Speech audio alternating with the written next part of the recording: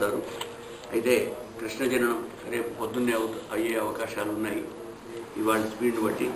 ఇక ఇవాళ నరసింహ అవతారం సాయంత్రం అనుకున్నాం, కానీ నిన్ననే అజామిళ ఉపాఖ్యానం ఒకటే మిగిలిపోయింది కనుక ఇవాళ పొద్దున్నే నరసింహ అవతారం రావచ్చు. అందుకని కొంచెం బెల్లం పానకం, తర్వాత వడపప్పు నానబెట్టుండి ఆ రెండు మధ్యాహ్నం కనుక ఒకవేళ మొదలైతే నరసింహ అవతారం అయితే మధ్యాహ్నం చేద్దాం, లేకపోతే ఇప్పుడే అది పప్పు నేను నానబెట్టే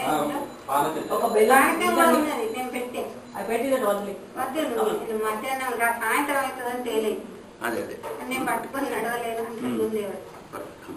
దీర్ఘాయుష్మస్తు మనోవాంఛా ప్రసిద్ధిరస్తు అభివృద్ధిరస్తు. అయితే మధ్యాహ్నం తేవచ్చు కదా. రఘుగణ మహారాజు చరిత్ర అజామిళోపాఖ్యానం ఇవాళ పొద్దున చేసేద్దాం. ఇంకా టైం ఉంటే మరి ఇవాళ నరసింహావతారం ప్రారంభం అవుతుంది, అది అయిపోయే వరకు మనం మధ్యాహ్నం వరకు తెచ్చిన చేయొచ్చు. నైవేద్యం అయితే మరి పెట్టాలి, అందుకని తెచ్చి పెడితే మంచిది.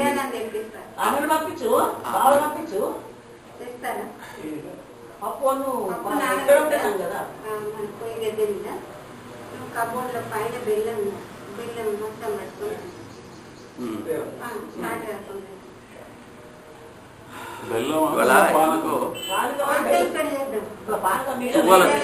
ఎంతసేపు ఎదిగినా నా తువ్వాల దొరికలేదు. దీని వీధి చూసే వరకు లక్ష్మీనరసింహ స్వామి అయితే దొరికింది. ఇవాళ నరసింహస్వామి ఆవిర్భావం కావాలి అనిపించింది. ఇక వస్తుంటే కూడా తోవలో నారాయణ నారాయణ వినిపించింది. ఆ నారాయణ శబ్దాన్ని ఇవాళ అజామిళోపాఖ్యానం మొత్తం నారాయణ శబ్ద మహాత్మ్యమే ఉంటుంది. నారాయణాయ నలినాయ తలోచనాయ నామావశేషిత మహాబలి వైభవాయ నానాచరాచర విధాయక జన్మదేశ నాభీపుటాయ పురుషాయ నమః పరస్మై.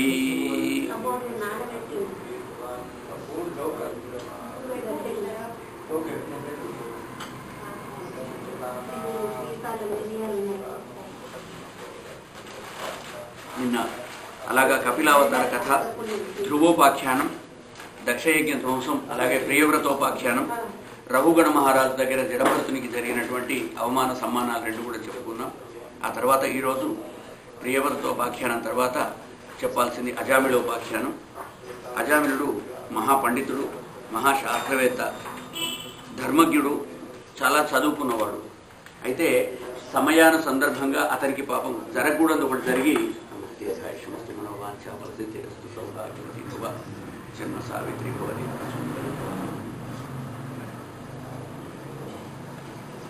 దీర్ఘాయుష్మస్తు మనోవాంఛా ప్రసిద్ధిరస్తు గోత్ర అభివృద్ధిరస్తు.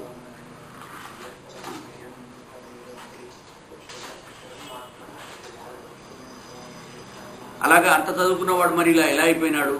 అదంతా కూడా నారాయణ మంత్ర మాహాత్మ్యమే అని చెప్పి చెప్తారు.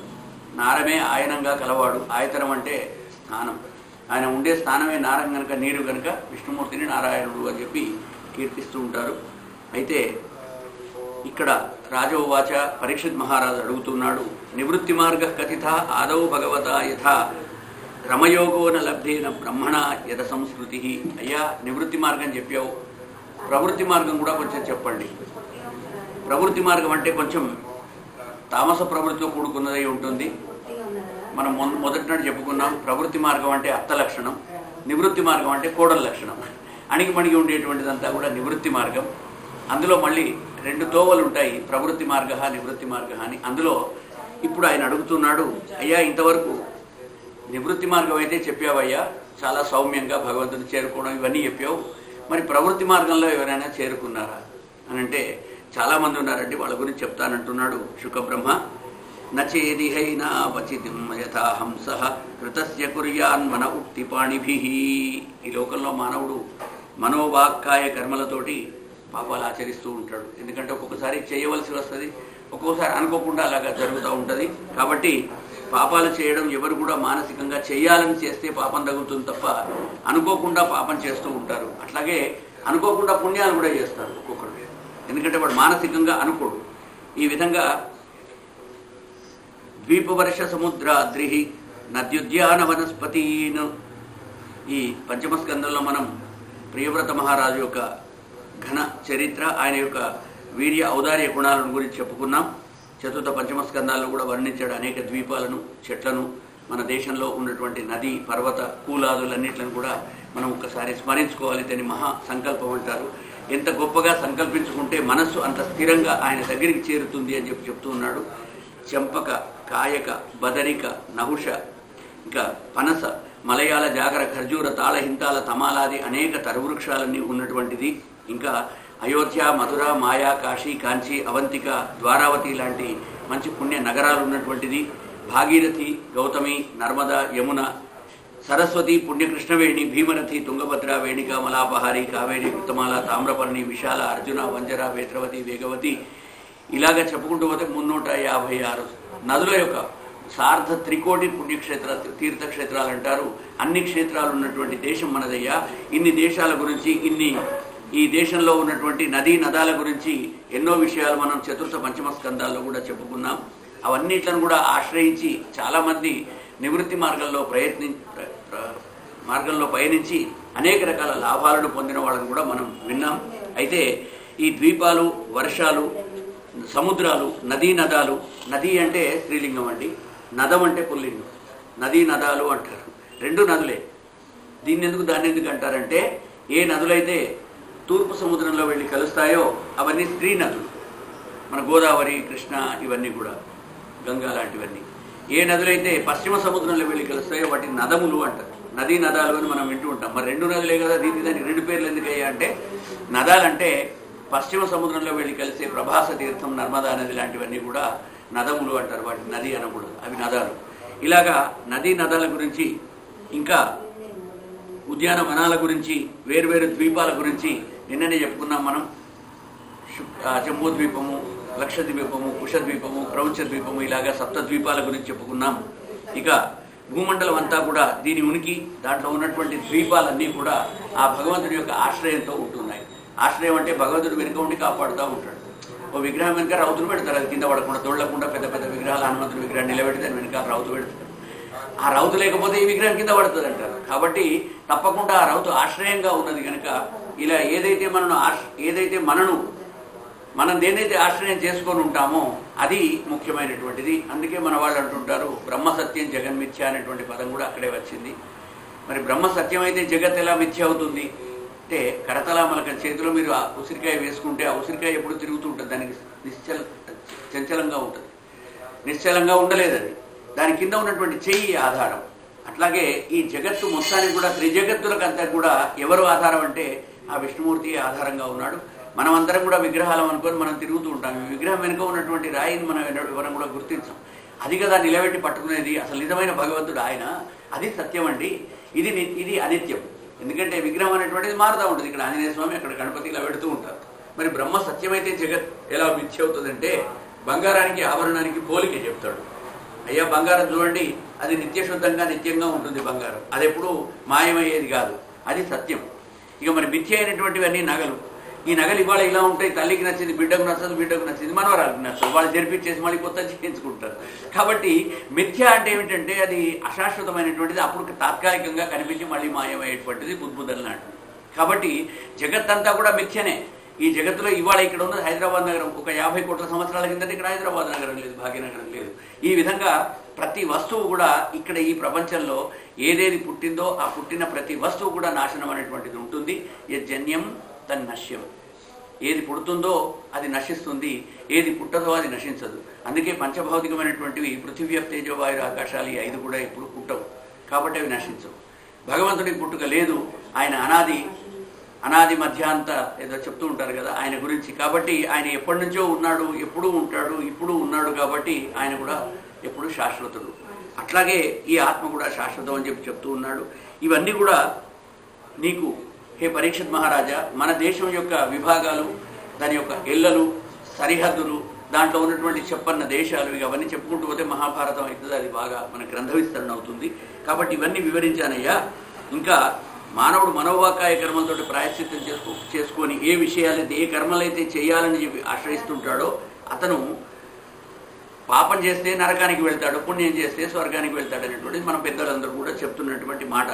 కాబట్టి ఈ దారుణమైనటువంటి యాతనల గురించి మనం పంచమస్కందం చివరిలో కూడా మనం విన్నాం. అలాంటి ఈ యాతనలన్నీ కూడా ఎలా ఉంటాయి, వాటి గురించి కాస్త చెప్పండి. మానవుడు పాపకృత్యాలు ఆచరించేసి కూడా మళ్ళీ మంచివాడుగా మారవచ్చా? ఇలా ఏమైనా అవకాశం ఉందా అంటూ పరీక్షిత్ మహారాజు అడగడం, అప్పుడు శుకబ్రహ్మ చెప్తూ ఉన్నాడు, ఏమయ్యా, కర్మలన్నీ కూడా తపసా బ్రహ్మచర్యేణ శమేన చ దమేన చ త్యాగేన సత్యశౌచాభ్యాం యమేన నియమేన చ దేహ వాగ్బుద్ధిజం ధీరా ధర్మజ్ఞా శ్రద్ధయాన్వితా క్షిపంత్యఘం మహదపి వేణుగుల్మం ఇవ అనిలః ఇవ అనలః. అనలం అంటే అగ్ని, వేణుగుల్మం. వేణుగుల్మం అంటే వెదురు చెట్టు అండి. వెదురు చెట్టు పెరుగుతుంది, చాలా వెదురు పొదలు పెరుగుతాయి, అడవిలాగా తయారవుతుంది. కొన్నాళ్ళ తర్వాత ఏమవుతుంది, ఆ రెండు కీచకాలు, కీచకం అంటే వెదురు పొదల్లో ఉండే రెండు గట్టి అయినటువంటి వాటిని బొంగులను కీచకం అంటారు. ఆ రెండు వెదురు కర్రలు ఓటికోటి రాపిడైపోయి నిప్పంటుకొని ఆ దానిలో ఎండిపోయిన ఆకులన్నీ కూడా ఆ నిప్పుకు సహకరించేసి దాన్ని కాలుస్తాయి. కాబట్టి వెదురు గుల్మల్లాగా కాలిపోతూ ఉంటాయి. అందుకనే మనిషి అన్నవాడు తపస్సు చేత, బ్రహ్మచర్యం చేత, శమం అంటే శమశ్చిత్త ప్రశాంతత, మనసు ప్రశాంతమైనటువంటి చిత్తంతో, దమం అంటే ఇంద్రియ నిగ్రహం. మనకున్నటువంటి 11 ఇంద్రియాలను కూడా మనం నిన్న చెప్పుకున్నటువంటివి ఈ అంతరింద్రియమైనటువంటి మనస్సుతో సహా కర్మేంద్రియాలు 5, జ్ఞానేంద్రియాలు 5 కూడా వశంలో పెట్టుకోవడం. తర్వాత త్యాగేన, అందుకని మనవాళ్ళు సన్యాసులు స్వాములు వచ్చినప్పుడు చెప్తూ ఉంటారు ఒక మంత్రం, నా కర్మణ నా ప్రజయ ధనేన త్యాగేన ఏకైన అమృతత్వమావిషు. వాళ్ళ అమృతత్వాన్ని ఎలా పొందుతారంటే నా కర్మణాన ప్రజయాన ధనేన, వాళ్ళకు పిల్లలు అవసరం లేదు, వాళ్ళకి ధనం అవసరం లేదు, వాళ్ళకి కర్మలు అవసరం లేదు, వాళ్ళకి దంధ్యమే ఉండదు, గోత్రమే ఉండదు. కాబట్టి నా కర్మణాన ప్రజయాధనైన త్యాగేన ఏకైన అమృతత్వం. వాళ్ళకి అమృతత్వం ఎలా వస్తుంది, వాళ్ళు సదా జీవించి ఎలా ఉంటారు శాశ్వతంగా అంటే త్యాగేన ఏకైన, త్యాగ భావనతోటి మాత్రమే వాళ్ళు ఉంటారు. ఎవరిలో అయితే త్యాగబుద్ధి ఉంటుందో వాడు ఇలాంటి చెడ్డ పనులు చేయడు. ఒక్కొక్కసారి చెడ్డ పనులు చేయాల్సి వస్తుంది, పాపాలు చేయాల్సి వస్తుంది. చేసినా సరే సత్యశౌచాభ్యాం, సత్యం వలన శుచి అవుతాడు మనిషి. సత్యంతో మనిషి యొక్క వాక్కు శుచి అవుతుంది, నదీ స్నానంతో శారీరక శుచి అవుతుంది అన్నట్టుగా శుచి 2 రకాలుగా ఉంటుంది. ఆభ్యంతర శుచి, బాహ్య శుచి అని. ఆభ్యంతర శుచి లేకుండా బాహ్య శుచి ఎంత చేసినా ఫలితం ఉండదు అంటాడు దేవుడి విషయంలో. కాబట్టి ఆభ్యంతర శుచి ఉండాలి. మీరు స్నానం చేయకుండా కూడా మీరు ఉండి రోజంతా కావలిస్తే కానీ మానసికంగా మాత్రం ఎప్పుడూ ఆ సంధ్యావందనాన్ని మనసులో తలుచుకుంటూ ఉండండి. మానసిక సంధ్యావందనం, విమానంలో పోతున్నప్పుడు కూడా మానసికంగా మనం సంధ్యావందనం చేసుకోవచ్చు. నీళ్లు లేకుండా ఉద్దరిని పంచపత్ర అర్ఘ్యం ఇచ్చుకోవచ్చు. ఈ విధంగా యమేన, యమాలంటే నిన్న మనం చెప్పుకున్నాం, గురువు గారు చెప్పినట్టుగా యమనియమాసన ప్రాణాయామ ప్రత్యాహార ధ్యాన ధారణ సమాధి అష్టాంగ యోగాలలో యమం అనేటిది మొదటిది. దాంట్లో అహింస, సత్యము, అస్థేయము, బ్రహ్మచర్యము, ఈశ్వర ప్రణిధానం అనేటువంటి 5 ముఖ్యాలు. ఇవన్నీ కూడా యమాలతోటి, నియమాలతోటి, దేహ వాక్ బుద్ధిజం, మన దేహంతో, వాక్కుతోటి, బుద్ధిజం మనస్సుతోటి, దీన్నే మనోవాక్కాయ కర్మలు అంటారు. త్రికరణ శుద్ధి అంటారు, 3 కరణాలు. ఈ త్రికరణ శుద్ధిగా ధీరులైనటువంటి వాళ్ళు, ధర్మజ్ఞులైనటువంటి వాళ్ళు, శ్రద్ధ ఉన్నటువంటి వాళ్ళు, శ్రద్ధయాన్వితా క్షిపంత్యగం మహదపి వేణుగుల్మ వివానల. అంత చేసినా సరే ఏదైనా అల్ప పాపం కనుక చేస్తే వేణుగుల్మంలాగా వాళ్ళకు వాళ్ళే దహించి వేసుకుంటారు. కాబట్టి ఈ పాపాలని ఎలా దహించి వేయబడతాయి, ఒక చిన్న పుణ్యకార్యంతో కూడా మళ్ళీ అవన్నీ కూడా దహించి వేయబడతాయి. వాడు చేసిన పాపాలన్నీ కూడా నాశనమైపోతాయి. ఇక ఈ మానసిక స్థిరత్వం, దానం అనేటువంటి 9 కూడా సాధనాల ద్వారా మనోవాకాయ కర్మలతో చేయబడ్డటువంటి పెద్ద పెద్ద పాపాలను కూడా మనిషి తొలగించుకోగలుగుతాడు. ఆ తొలగించుకునేటువంటి సందర్భంలో కేచిత్ కేవలయా భక్త్యా వాసుదేవ పరాయణ, కొంతమంది కేవలం వాసుదేవ పరాయణ, ఎప్పుడు వాసుదేవుడినే తలుచుకుంటూ వాసుదేవ అంటుంది. ఎందుకంటే నా వాసుదేవ భక్తానం అశుభం విద్యతే క్వచిత్, మనసులో ఎప్పుడూ వాసుదేవుడిని స్మరించుకుంటూ ఉంటే, అందుకని మన వాళ్ళు చెప్తారు ఓం నమో నారాయణాయ అంటూ ఉండాలి, ఓం నమో భగవతే వాసుదేవాయ. ఈ వాసుదేవ స్మరణ చేస్తే వచ్చే లాభం ఏమిటి అంటే నా వాసుదేవ భక్తానం అశుభం ఉంటుందట. వాసుదేవ భక్తులకు ఎప్పుడు కూడా అశుభం అనేటువంటిది కలగదు. ఇంట్లో ఏదైనా లేమి కలిగినా అని అప్పటికప్పుడే దొరుకుతాయి. ఎవరికైనా గిఫ్ట్ పెడదామంటే పాత కవర్లు తీసుకుంటే ఒక కవర్లో ఆల్రెడీ పెట్టే ఉంటాయి, 100 రూపాయలు పెట్టి 1000 రూపాయలు పెట్టి ఉంటాయి. అబ్బా ఇంకో పైసలు చెవులో లేవనుకుంటే పాకెట్లో దొరికినాయి. ఇవాళ పొద్దున్న నా ఇంట్లో జరిగింది ఇది. నా భార్య ఎవరో వాళ్ళ తమ్ముని కొడుకు పెళ్ళి ఉన్నది రేపు, ఇవాళ ఏదో అందరు పోతున్నారు అక్కడ, కట్నం పెడదామని చెప్పి తీసేవరకు ఒక 2000 ఇయ్యాను అనగానే ఆ పర్సులోనేమో చూడండి, ఇందులో 1000 వెయ్యా 2000 వెయ్యా 1000 ఉన్నాయి. చూస్తుంటే కవర్ అయితే ముందు తీసాను, కవర్ లేదో కవర్ నిండా పైసలు పెట్టి రెడీగా ఉన్నాయి. ఆ కవర్ ఓపెన్ చేసింది, ఇందులో 2,500 ఉన్నాయి, ఎవరికో పెడదామని పెట్టాం, మర్చిపోయాం వాళ్ళకి. అంటే ఒక్కొక్కసారి ఎలా జరుగుతుందంటే భగవంతుడు నారాయణ ఈయన వస్తుంటే కూడా అదే. ఇవాళ నారాయణ శబ్ద మహాత్మ్యం గురించి మనం మాట్లాడుకోవాలి అని చెప్పి మనసులో అనుకున్నాను. వాసుదేవ స్మరణ చేయాలి ఇవాళ, ఎందుకంటే అజామిలుడు చేసిందే నారాయణ స్మరణ. ఆ అనుకొని వస్తుంటే ఇక్కడ ఆయన భజన చెప్తున్నాడు, మీరు నారాయణ విందే భజన చెప్తున్నాడు, ఆ భజన జరుగుతున్నది. ఉత్తరీయం దొరకలేదనుకుంటే ఇవాళ లక్ష్మీనరసింహ స్వామి ఒక ఉత్తరీయం ఇచ్చాడే, ఇది కప్పుకొని పురా ఇవాళ ఇది వస్తున్నది, లక్ష్మీనరసింహ అవతారం ఇవాళ అక్కడ ఆవిర్భావం వస్తున్నది, క్షిప్రావతారం నాది, కొద్దిసేపే ఉంటా, ఆ గడిసేపు ఇది అప్పుకో అన్నట్టుగా నాకు ఆ టవల్ కింద పడ్డది. అగో ఇట్లాగా ఒక్కొక్కసారి ఏమవుతుందంటే మన యొక్క మానసిక చిత్త ప్రశాంతత సరిగ్గా ఉండి మంచి చేయాలనుకుంటే ఇగో ఇవన్నీ మంచి జరుగుతూ ఉంటాయి. నేను గొప్ప అని నా ఇంట్లో జరిగిందని నేను చెప్తలేను, ఇవి అందరికీ ఇవి జరుగుతున్నటువంటి నిత్య సత్యాలు. ఎప్పుడైతే మన మనసు బాగా కలుషితం అయిపోయి ఎప్పుడు కూడా వాడి ఇల్లు ముడగాలి నా ఇల్లు తేలాలని మనం తలుచుకుంటూ కూర్చున్నామంటే ఇదే జపం కొంతమంది చేస్తుంటారు, అసలు జపం చేసేవాళ్ళు కూడా ఉంటారు. వాడి ఇల్లు ముడగాలి నా ఇల్లు తేలాలి, వాడి ఇల్లు ముడగాలి నా ఇల్లు తేలాలి. ఈ జపం చేసే వాళ్ళకి అగో దానికి తగ్గట్టే భగవంతుడు ఫలితం ఇస్తాడని చెప్పి చెప్తున్నారు. అందుకని ఎప్పుడు కూడా మానసికంగా కేచిత్ కేవలయ భక్త్య, మీరు ఏమీ లేదండి, ఎప్పుడు సమయం దొరికితే అప్పుడు ఒకసారి వాసుదేవాన్ని మనసులో అనుకోండి, మీకు తెలిసి అనుకోండి, తెలియక అనుకోండి, ప్రమాదవశాత్ అనుకోండి, ఏదో ఇవ్వండో. అందుకనే మన పేర్లు పెట్టేది కూడా అందుకేనండి, ఇళ్లలో దేవుళ్ళ పేర్లు పెట్టేది కూడా అందుకే. రామ, కృష్ణ, లక్ష్మణ ఇలాంటి పేర్లన్నీ కూడా మంచి పేర్లు పెట్టుకోవడంలో ఉద్దేశం ఏంటంటే దేవతల పేర్లు పెట్టడంలో ఉద్దేశం కూడా అదే. ఎప్పుడో ఒకసారి తెలియకనో తెలిసో మనం భగవన్నామస్మరణ జరుగుతూ ఉంటుంది నిత్యం, వాడిని పిలిచినప్పుడు కూడా జరుగుతుందండి. అఘం ధున్వంతి కార్త్స్యేన, కార్త్స్యం అంటే కృత్స్నస్య భావ, కార్త్స్యము అంటే సంపూర్ణమైనటువంటి అఘం.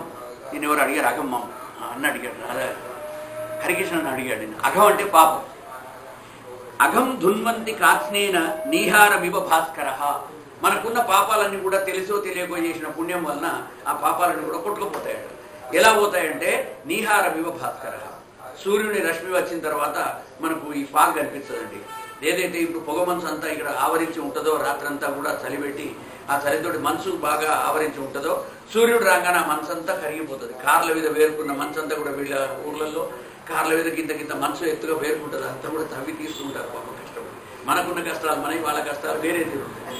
ఈ దున్వంతి నీహారం ఇవ భాస్కర, నీహారం అంటే మంచు ముక్కలు, మంచు ఇది స్నో, ఆ మనసంతా కూడా ఎలాగైతే సూర్యుడు రాగానే కరిగిపోయి అంతా కూడా వెళ్ళిపోతుందో ఆ విధంగా మనసులాగా కరిగిపోతుంది. అయ్యా ఏం చెప్పమంటావు పరీక్షిత్ మహారాజా, ఒక చిన్న పుణ్యం వలన అనేక పెద్ద పెద్ద పాపాలన్నీ కూడా నశించిపోతాయంటే ఎలా పోతాయంటే, ఒక కార్తీక దీపం ముట్టియంగానే మోక్షం వస్తుందని చెప్తారు, గీత ప్రయాగలో దండం పెట్టి నదిలో మునగంగానే మోక్షం వస్తుంది అంటారు, పునర్జన్మ రాహిత్యం అంటారు. ఇవన్నీ నిజంగా జరుగుతాయి అంటే ఎందుకు జరగవండి?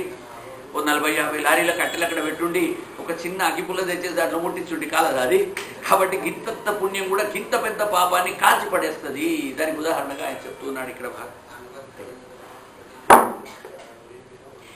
నతథా హ్యగవాన్ రాజన్ పూజేత తపాదిభిః యథా కృష్ణార్పిత ప్రాణః పురుష నిషేవయా.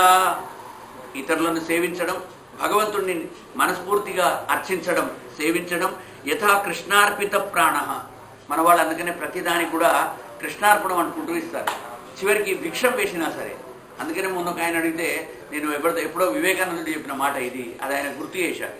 అయ్యా మన దేశానికి పాశ్చాత్య దేశాలకు తేడా ఏమిటంటే, పాశ్చాత్య దేశాలలో ఎవడైనా మనకు దానం ఇస్తే థ్యాంక్స్ అంటాడు, అబ్బా ధన్యవాదాలండి మీరు నాకు ఇచ్చారు, అడగంగానే 1000 రూపాయలు కావాలంటే 1000 ఇచ్చారని వాడు థ్యాంక్స్ చెప్తాడు.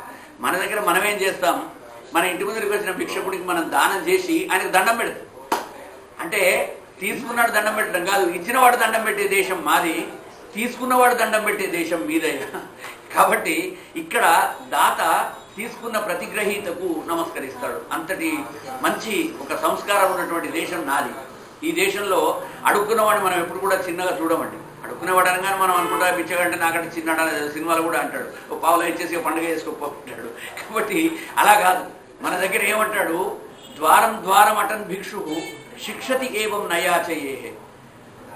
ఆ భిక్షకు వచ్చిన వాడు కూడా మనకు ఒక మంచి నీతి నేర్పుతాడు. బిచ్చగాడి నుంచి మనం నేర్చుకునే నీతి ఉంటుంది. నీతి నేర్చుకోవడానికి ఒక బిచ్చగాడే కాదండి, సింహాదేకం బకాదేకం శిక్షేత్వారి కుక్కుటాత్ వాయసాత్ పంచ శిక్షేత షట్షుని స్త్రీని గర్ధభాత్. గాడిదతోటి, కుక్కతోటి, పిట్టతోటి, కోడితోటి అన్నిటితోటి మనం నేర్చుకుంటాం. సింహంతో నేర్చుకుంటాం వెనక తిరిగి చూసుకోవడం, బకాదేకం కొంగతో నేర్చుకుంటాం. మన వంతు వచ్చిందాకా నిల్చొని ఉంటాం, తొందరపడకూడదు. నీ అవకాశం వచ్చి నిన్ను పిలిచినట్టు నువ్వు పోయి మాట్లాడు. అదే అష్టావక్రుడు అదే చేస్తాడు. జనకుమార సభలో పోయి అందరూ ఆయన చూసి దేహాన్ని చూసి నవ్వుతూ ఉంటే వాడు కూడా పక్కపక్క నవ్వుతాడు. ఏమిరా నువ్వు నవ్వుతున్నావు అనగానే అప్పుడు వానికి అవకాశం వచ్చింది, నన్ను మాట్లాడమని అడిగాడు కదా జనకుడే, ఇప్పుడు నేను మాట్లాడచ్చు అని ఏమనుకుంటున్నావు? నా దేహాన్ని చూసి నవ్వుతున్నారా? ఎవడైనా దేహాన్ని చూసి నవ్వుతారా? ఆత్మను చూసి నవ్వుతారు. నా ఆత్మలో ఉన్న జ్ఞానం మీకేం తెలుసురా? ఒక నది వంకరగా ఉంటే దాంట్లో నది వంకరగా ఉంటుంది, నదిలో ఉన్న నీళ్లకు వంకరత్వం ఉంటుందా? వక్రత. మీరు గ్లాసులో నీళ్లు పోయండి, నీళ్లు వంకర వంకర కనిపిస్తాయా? మీరు ఆ ఎన్ఆర్ఎస్ఏ వాళ్ళ పంటలో చూడండి, గోదావరి నది ఎన్నో వంకలు తిరిగి కుట్టుపోతుంది. నదీ వక్రా భవతి తథా జలం వక్రం నభవతి అంటాడు. నదికి వక్రత్వం ఉంటుంది కానీ జలానికి ఉండదు అయ్యా. కాబట్టి ఈ విధంగా మన అవకాశం వచ్చిందాక ఎదురు చూడడం అనేటువంటిది కొంగ నుంచి మనం నేర్చుకుంటామంట. శిక్షే చత్వారి కుక్కుట, మనం కోడి నుంచి కూడా నేర్చుకుంటాం. సమయపాలన, పొద్దున్నే లేవాలే. వాయసాత్ పంచశిక్షేత, కాకి నుంచి కూడా నేర్చుకుంటాం. 5 గుణాలు నేర్చుకుంటాం. కాకి ఒంటి కన్నుతో ఉంటుంది, ఎవ్వరికి పట్టుబడదు. మీరు ప్రతి పిట్టను పట్టుకుంటారు, ప్రతి పక్షిని పట్టుకోగలుగుతారు పోయేవాళ్ళు, కానీ కాకిని పట్టుకున్నవాడు ఇంతవరకు ప్రపంచంలో ఎవరు లేడు. ఇదొక చిత్రం. ఎందుకంటే కాకి ఒక్క కన్ను నుండి కూడా చాలా చాలాకీగా ఉంటుంది. 2 కళ్ళున్న మనం తొట్టుపాటుతో ఎన్నోసార్లు కింద పడతాం, పంటలకు దెబ్బలు తాకించుకుంటాం, కాళ్ళు తింటాం, కొట్టుకుంటాం. కానీ కాకి చాలా చాతుర్యంగా ఉంటుంది, చతురంగా ఉంటుంది. దాని చాతుర్యం చాలా గొప్పది. అలాగా కాకి నుంచి మనం ఏం నేర్చుకోవాలంటే చాతుర్యంతో బ్రతకడం. వాయసాత్ పంచశిక్షేత షట్శుని, కుక్కతో కూడా నేర్చుకుంటాం విశ్వాసం. 3 గర్దభాత్, గాడిదతో నేర్చుకుంటాం. ప్రసన్నంగా ఉంటుంది, ఎవరు ఏమన్నా సరే వాళ్ళని తనదు కుమ్మదు, దాంతో ఓనది మేత వేసుకుంటూ ముందుకు పోతుంది. కాబట్టి శాంత స్వభావం. ఇలా ఒక్కొక్క ప్రాణి నుంచే మనం నేర్చుకుంటామయ్యా అని చెప్పి చెప్తూ ఉన్నాడు. ఇలాగా నిష్పునంతి హే రాజన్ కృష్ణార్పిత బుద్ధితో, కృష్ణార్పణం అని కనుక మీరు వదిలివేస్తే అది భగవంతుడికి వెళ్ళిపోతుంది. కాబట్టి మన దేశంలో మనం ఏం చేస్తామంటే తీసుకున్న వాళ్లకు మనం దండం పెడతాం. వేరే దేశాల్లో, పాశ్చాత్య దేశాల్లో ఇచ్చిన వాడికి తీసుకున్నవాడు దండం పెడతాడు, అయ్యా థ్యాంక్స్ అయ్యా మీ ఇచ్చావు అని. కానీ మన దగ్గర వాడికి 100 రూపాయలు 10 రూపాయలు ఇచ్చేసి దక్షిణ ఇచ్చి దానం ఇచ్చి ఆయనకు మనం దండం పెడతామడు భిక్షకుడు. కానీ అయితే ఈ భిక్షకుడు కూడా ప్రతి ఇంటింటికి వచ్చి మనకు నీతి నేర్పుతాడట. ఏమని? అదత్వా మాదృశో మా భూ, ఎవరికి దానం చేయకుండా నా జన్మ ఎత్తకండి. దత్వాత్వం త్వాదృశో భవ, ఇచ్చుకుంటూ నువ్వు నీ జన్మనే ఎత్తు. అంటే నీ చెయ్యి ఎప్పుడు పైకే ఉండేటట్టుగా నువ్వు జన్మ ఎత్తాలంటే, నా జన్మ నీకు రావద్దని ఉంటే ఇగో ఇలా చెయ్యి అని చెప్పి దానం చేసుకోమని చెప్పి వాడు మనకు నీతి చెప్పడం కోసమే ఇళ్ల చుట్టూ తిరుగుతాడయ్యా. అదత్వా మాదృశో మా భూ దత్వాత్వం త్వాదృశో భవ, ఎప్పుడూ దానం చేసిన వాడికి ఉన్నటువంటి జన్మ కంటే ఇంకా ఉన్నత జన్మ వస్తుంది. దానం చేయనటువంటి వాడికి ఉన్న జన్మ నుంచి వాడు అధోలోకాలకు కిందికి వెళ్ళిపోతుంటాడు. కాబట్టి దాన గుణ మహాత్మ్యం అంత గొప్పదయ్యా అని చెప్తూ పరీక్షిత్ మహారాజు తోటి శుకుడు చెప్తూ ఉన్నాడు. ఇంకా నతథా హ్యఘవాన్ రాజన్, అఘమంటే పాపం.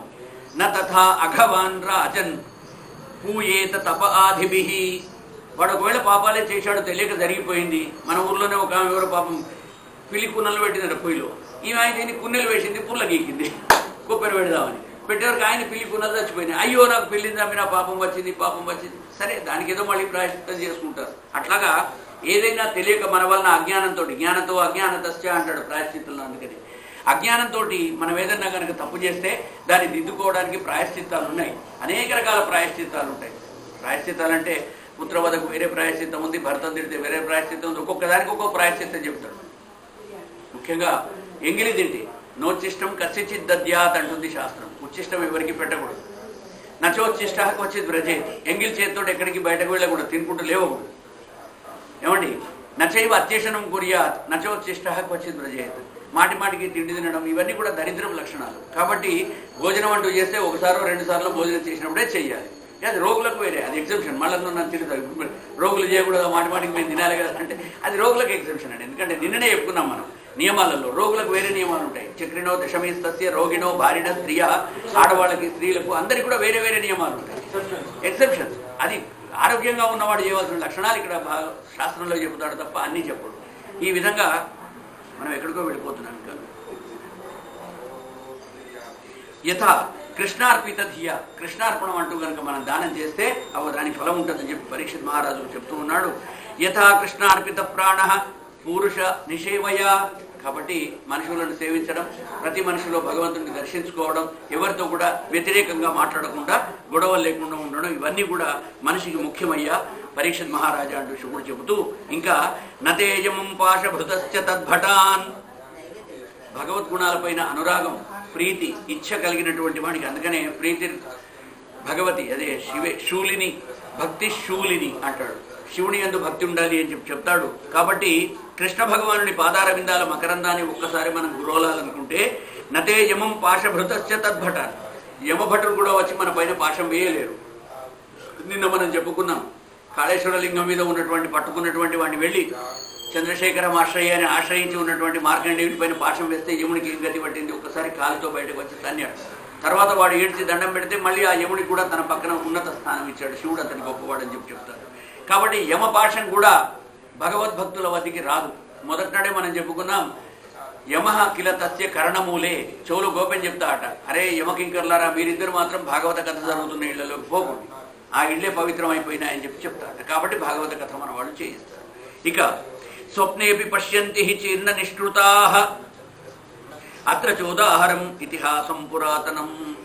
ఇంకా ఆ స్వప్నంలో కూడా వాళ్ళకి యమభటులు కనిపించరు, వాళ్ళని ఇలా కూడా పీడించరు. కాబట్టి భగవద్భక్తి అనేటువంటిది మనసులో నిరంతరం నిలుపుకొని ఉండాలి. శమధమాలతోటి భగవంతుని ఆరాధిస్తూ ఉండాలి. ఎప్పుడు సమయం దొరికితే అప్పుడు, ప్రతి క్షణం అని నేను చెప్పను, మనకున్న వేరే పనులు ఉంటాయి. అన్ని పనులు చేసుకుంటూ కూడా ఆ పనులలో వాసుదేవుడే చూడమంటున్నాడు. వాసుదేవ సర్వమితి, ఈ ప్రపంచంలో ఉన్నదంతా కూడా వాసుదేవునితోటే ఉన్నది కనుక నా వాసుదేవ భక్తానాం అశుభం విద్యతే క్వచిత్. వాసుదేవ భక్తులకు అశుభం అనేటువంటిది ఎప్పుడూ ఉండదు కనుక వాసుదేవ స్మరణ చేయండి చేయండి చేయండి అని చెప్పి పరీక్షిత్ మహారాజుకు బోధిస్తూ, అయ్యా అత్రచ ఉదాహరణ ఇతిహాసం పురాతనం, నేను ఇక్కడ ఒక పురాతనమైనటువంటి ఒక ఇతిహాస కథ చెబుతాను, మీరు వినండి అంటున్నాడు అని పరీక్షిత్ మహారాజుకు శుకబ్రహ్మ చెప్తూ ఉన్నాడు. దూతానాం విష్ణు యమయోహ సంవాదస్తం నిబోధమే. కాబట్టి హే పరీక్షిత్ మహారాజా, యమదూతలకు విష్ణుదూతలకి, విష్ణు పార్షదులకి, విష్ణువును పార్షదులు అంటారు, యముడి దగ్గర ఉన్న వాళ్ళని దూతలు అంటారు. అలాగే ఒక్కొక్క పదానికి అర్థభేదం కూడా ఉంటుంది కొంచెం. విష్ణువు పరిషత్తులో ఉంటారు, వాళ్ళు లోపల ఉంటారు. మన దగ్గర కూడా ఒక అధికారి ఉన్నాడు అంటే వాడితో పనిచేసేటువంటి సమాన స్థాయి వాళ్ళు వాడిని ఇమ్మీడియట్లీ కింది వాళ్ళను లోపల దాకా రాణిస్తాడు. అదే ఇంకా కింది వాడు చాలా 4వ తరగతి వాడు ఉంటే వాడికి బయట స్టూల్ ఉంటుంది, వాడు అక్కడనే కూర్చోవాలి. వీడు వచ్చి సోఫాలో పైన రివాల్వింగ్ చైర్లో కూర్చున్నాడు, నాకు స్టూల్ వేసాడు, అది లొల్లి పెడితే తప్పది, నీకు భగవంతుడు ఇచ్చినటువంటి స్థానం అదేరా అని చెప్పి చెప్తున్నాడు. ఇంకా అంటున్నాడు, ఎవడైతే ఒక ఇతిహాస కథ చెప్తాను, విష్ణుదూతలకి, విష్ణు పార్షదులకి, యమదూతలకి జరిగిన సంవాదాన్ని ఇక్కడ నేను చెప్తాను నీకు అని చెప్పి పరీక్షిత్ మహారాజుకు చెప్తున్నాడు. అంటే చిన్న పాపం, పెద్ద పెద్ద పాపం కూడా చిన్న పుణ్యంతో పోతుంది, ఎలా పోతుంది అని వీడు అడిగాడు ఇంతకుముందు. ఆ అడిగిన దానికి జవాబుగా పరీక్షిత్ మహారాజుకు శుకబ్రహ్మ చెప్తూ ఉన్నాడు. దూతానాం విష్ణు యమయోహ సంవాదస్తం నిబోధమే కాన్యకుబ్జే ద్విజ కశ్చిత్ ఆసీపతి అజామిళ దాసీపతి అజామిళ ఆసీత్ దాసీపతి అజామిళ. కన్యాకుబ్జంలో, ఇప్పుడు కనౌజ్ అంటారు, కన్యాకుబ్జం అనేటువంటి ప్రాంతంలో, ప్రదేశంలో, ఆ దేశంలో పూర్వకాలం ఒక బ్రాహ్మణుడు ఉండేవాడు. వాడి పేరు అజామిళుడు. నామ్నా నష్ట సదాచార దాస్యా సంసర్గ దూషిత. పేరు చూస్తే అజామిళుడు చాలా మంచిగానే పెట్టుకున్నాడు, కానీ నామ్నా సంసర్గ దూషిత, వాడి యొక్క సంసర్గం చాలా చెడ్డది. సంసర్గం అంటే ఇతరులతో కలిసి ఉండడం. మనం ఎంత గొప్పగా జీవించినా సరే మన పక్కన సంసర్గం కూడా మంచిగా ఉండాలి. ఎందుకు ఉండాలి అంటే శంకరాచార్యుల వారు చెప్తారు, మనలో మంచి మొక్కను మనం పెట్టుకుంటాం, తులసి మొక్క పెడతాం, దాని చుట్టూ కన్నా గడ్డి మొలిచిందనుకోండి, ఆ సారాన్నంతా కూడా గడ్డి మొక్కలు బిగుతాయి. కాబట్టి కలుపును తీసేస్తూ ఉండాలి. ఈ కలుపును తీసేసుకుంటూ మనం సత్సంగతి అనేటువంటిది కలుపు మొక్కలను తీసేసుకుంటూ మన మొక్కను పెంచుకోవడం లాంటిది. కాబట్టి ప్రతి క్షణం కూడా మనం ఎవరితో మాట్లాడుతున్నాం, వాడు మనకేం చెప్తున్నాడు. ఉంటారు మనుషులు సహజంగా తామస బుద్ధి, రాజస ప్రవృత్తి ఉన్నవాళ్ళు గొడవలు పెట్టాలని చెప్పేసి, ఇగో వీడిలా అన్నట, నేను వాడలా అన్నట, ఓ మస్తు మనం వింటూ ఉంటాం, మన సాటికి ఎన్నో విషయాలు చెప్తూ ఉంటారు, మన మీద కూడా దుష్ప్రచారం చేస్తూ ఉంటారు. కానీ అవన్నీ కూడా మనం విననప్పుడు వాడితో వెళ్ళి గొడవ పెట్టుకునే అవసరం లేదండి, మీకేం గుచ్చుకోవవి అని చెప్పి చెప్తూ, కశ్చిదాసీత్ అజామిళ నామ్నా నష్ట సదాచార. మంచి చదువుకున్నాడు, వేదశాస్త్రాలు చదువుకున్నాడు, ఉపనయనం చేసుకున్నాడు, సంధ్యావందనాలు చేశాడు, అన్నీ చేసినటువంటి ఆ బ్రాహ్మణుడు కూడా వాడు ఏం చేశాడట పాపం, కాన్యకుబ్జంలో ఉంటాడు. వాడు నష్ట సదాచార, వాడి ఆచారాలన్నీ కూడా మంట కలిసిపోయినాయి. దాస్యా సంసర్గ దూషిత, దాసీతో సంసర్గం చేశాడట. దాసీతో సంసర్గం చేయడం ఎలా జరిగింది వాడికి అని మళ్ళీ పరీక్షిత్ మహారాజు అడిగితే శుకబ్రహ్మ చెప్తున్నాడు, ఏం లేదండి, బిభ్రత్ కుటుంబం అశుచిర్ యాతయామ అనదేహిన. ఈ విధంగా వాడు వర్ణాశ్రమ ధర్మాలన్నీ కూడా విడిచిపెట్టేసి వాడు పుట్టిన కులాన్ని అన్నింటినీ కూడా మర్చిపోయి చేయకూడని పనులు చేస్తున్నాడు. అది మనం ఉచ్చిష్టం గురించి చెప్పుకున్నాం, ఎంగిలి గురించి. ఎవరికి కూడా ఎంగిలి పెట్టకూడదు అనే చోట ఆగింది కథ, వేరే దిక్కుపోయినాం. ఎంగిలి ఎందుకు పెట్టకూడదు అంటే, ఒక ఆయన పాప ఇంట్లో అన్నం తింటుంటే పెళ్ళాం ఆయన పొరపాటున ఈమె ఎంగిలి ఆయన దాంట్లో పెట్టిందట. ఆయన దాంట్లో ఏదో తీసుకున్నది, తీయంగానే శాస్త్రం తీసి చూశాడు. వాడు బాగా చదువుకున్నవాడు, వాడు శాస్త్రాలను తీసి చూసే వరకు ఎంగిలి అసలు తినకూడదు, పెళ్ళాం ఎంగిలి అసలు తినకూడదు, మొగడెంగిలి పెళ్ళాం తినవచ్చు అని శాస్త్రంలో ఉన్నది అని చెప్పి వాడు గమనించాడు. ఇప్పుడు ఏం చేయాలంటే ప్రాయశ్చిత్తం ఉన్నది, ప్రతిదానికి ప్రాయశ్చిత్తం ఉంటుంది. ఏదైనా పని చేస్తే, తప్పు చేస్తే కాశీకి పోయి స్నానం చేసి రమ్మన్నాడు. కాశీకి పోయి స్నానం చేసి రాగానే మంచిగా బ్రాహ్మణ ఇంటికి పోయినాడు. అక్కడ ఎవరింట్లో నా ప్రారంభంలో కుక్కడికి అన్నం పెట్టేది. కాశీలో ఎవరు ధనం తీసుకొని పెట్టరు. అన్నక్రయణం కూడా దోషంగా భావించేవాళ్ళు ఇప్పట్లా కాదు. అందుకని అక్కడ అన్నపూర్ణ సత్రం ఉన్నది. ఆ దేవి ఉన్న చోట అన్నం అమ్మరు. వెళ్ళేసి వాడు పాపం ఆ ఇంట్లో ఆమెకు చెప్పాడు, అమ్మ నేను ఇవాళ మీ ఇంట్లో భోజనానికి వస్తున్నా, నాకు కొంచెం వండండి అని చెప్పి కాశీ గంగలో పోయినాడు. మునిగాడు, వచ్చాడు, స్నానం చేసి వచ్చి విశ్వేశ్వరుని దర్శనం చేసుకొని మంచిగా 12ంటికి వచ్చి కూర్చున్నాట. పీట వేసింది, విస్తర వేసి కూర్చోబెట్టింది. చక్క బ్రాహ్మణికి ఆ దంపతులిద్దరు కూడా మంచి భోజనం పెట్టారు. పెట్టిన తర్వాత కాస్త విశ్రమించండి, సేద తీరుకోండి, అక్కడ మంచం ఉన్నది, కాసేపు పడుకోండి అంటే సరే అని చెప్పి పోయినాడు. పాపం ఏకాంతంలో ఈ బ్రాహ్మణ ఎంగిల్ తిని వచ్చిన బ్రాహ్మణ పడుకున్నాట. ఆమె వచ్చేసి బామక్క తినండి సార్ అని చెప్పేసి ఒక పోక తెచ్చి ఒక కత్తెర అడకత్తెర తెచ్చి వాడిని ముందర పెట్టిందట. వాడు ఆయనతో దాన్ని తీసుకొని ఈ దీనికి అడకత్తెరేందుకు ఇవాళ బాగా తిన్నానమ్మా, పోక మొత్తం వేసుకున్నాను, కడక్కని పోక వేసుకుని నవ్వులే ఆట నవ్వులుగానే అబ్బా మీరు మహా గొప్పవాళ్ళండి అన్నదట. ఏం గొప్ప అనగానే ఇంతవరకు మా ఇంటికి వచ్చిన ప్రతి వాళ్ళకి పోక ఇచ్చి చూస్తాను, దాన్ని వాళ్ళు ఎవరు కూడా పగలగొట్టలేకపోయినారు, మీరు మాత్రం నోట్లో వేసుకోగానే కట్టుకుని నవ్వి పారేశారు. అమ్మ దరిద్రాలు ఒక్క పెళ్ళాం ఎంగిల్ తింటే నేను ఇక్కడ దాకా వస్తే నాకు మొత్తం 100 మంది ఎంగిళ్ళు నువ్వు తినిపించావు అని చెప్పేసి శివ శివ అనుకుంటూ ఆయన విశ్వేశ్వరునికి దండం పెట్టి ఇంటికి వెళ్ళి వచ్చి పెళ్ళాం కాళ్ళ వెళ్ళబడ్డాట. ప్రాయశ్చిత్తం అనేటువంటిది అది తప్పు కాదండి. ప్రమాదవశాత్తు ఏదైనా తప్పు జరిగితే అది తప్పు కిందికి దాన్ని తీసుకోరు, దానికి ప్రాయశ్చిత్తం అవసరం లేదు. మీరు కనుక ఒకవేళ చెయ్యాలని కనుక పాపం చేస్తే, తప్పు చేస్తే దానికే భగవంతుడు శిక్ష తప్పకుండా వేస్తాడని చెప్పి చెప్తూ ఉన్నారు. తస్య ప్రవయస పుత్రాహ దశ తేషాం తు యో నమః ఇక యో అవమః. ఇక అలా పతితుడైపోయినాడు ఈ అజామిలుడు. తన యొక్క వేదశాస్త్రాలు మర్చిపోయినాడు. అందరిళ్లలోకి వెళ్ళి దొంగతనాల వృత్తి కూడా చేస్తూ ఉన్నాడు. ఎంతో ఇది చేస్తూ ఉంటే ఇలా వానికి ఎందుకు జరిగింది? ఓ పరీక్షిత్ మహారాజా, వాడికి శూద్ర స్త్రీతో ఎందుకు సంగమం జరిగిందంటే, ఒకనాడు వీడు అడవిలో పోతుంటే ఈ అజామిలుడు వెళుతూ ఉంటే ఒక ఎవడో విటుడు తన యొక్క వేశ్యతో కలిసి వాడు రతి క్రీడ సరుపుతూ ఉన్నాడు. చాలా ఆనందంగా వాళ్ళిద్దరు ఉన్నారు. వీడు పోతూ పోతూ ఇంత సద్బ్రాహ్మడైనటువంటి వాడు, చక్కగా చదువుకున్నటువంటి వాడు చూడకూడని దృశ్యాన్ని చూశాడు. చూసిన వెంటనే వాడికి కూడా అనిపించింది, ఓహో ఈ ఇంట్లో భార్య అయితే మనకు కూడా వేశ్య సంఘం ఉంటే బాగుంటుందని చెప్పి వాడు వేశ్య లోలుడైపోయి వాడు ఒకరితో ఉంచుకొని ఆ దాసి మీద ఆయన 10 మంది పిల్లలను కన్నాడు ఈ అజామిలుడు. ఆ 10 మంది పిల్లలలో కూడా 80 పుత్రాదశ తేషాం యో అనయః యో అవమః బాలో నారాయణో నామ్నా పిత్రోశ్చ దైతో వృషం. వాళ్ళల్లో